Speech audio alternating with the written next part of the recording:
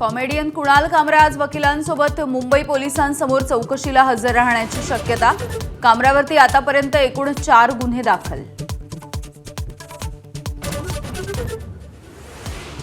महाराष्ट्राचे प्रश्न सोडवणार असाल तर देवेंद्र फडणवीसांना पाठिंबा। गुढीपाडवा मेळाव्यामध्ये मनसेचे अध्यक्ष राज ठाकरेंचं मोठं वक्तव्य।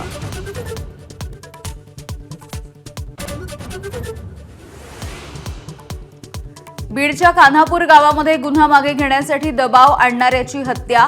पती पत्नीला बेड्या।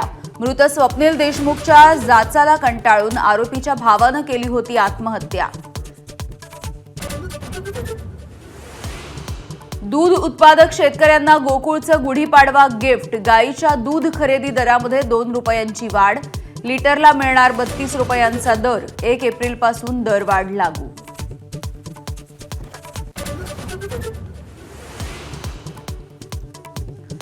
देशभरात आज रमजान ईदचा उत्साह। नमाज अदा करण्यासाठी मुस्लिम बांधवांची गर्दी। राज्यभरात ठिकठिकाणी सामूहिक नमाज पठण। शिर्डी विमानतळावरती नाईट लँडिंग सुरू। 60 प्रवाशांना घेऊन आलेल्या विमानाला वॉटर सॅल्यूट। माजी खासदार सुजय विखेंकडून प्रवाशांना फूल देऊन आणि केक कापून स्वागत। कोल्हापूरच्या फुटबॉलला पुन्हा एकदा गालबोट। उत्तरेश्वर चषक फुटबॉल स्पर्धेच्या अंतिम सामन्यात मैदानातच खेळाडूंमध्ये फ्री स्टाईल हाणामारी। पोलिसांकडून सौम्य लाठीमार।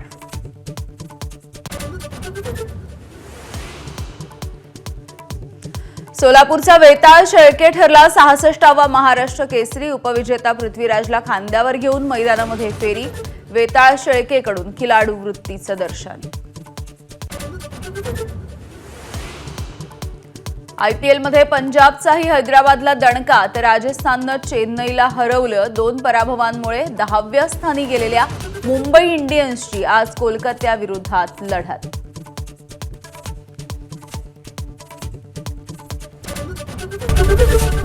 एबीपी माझा, उघडा डोळे बघा नीट।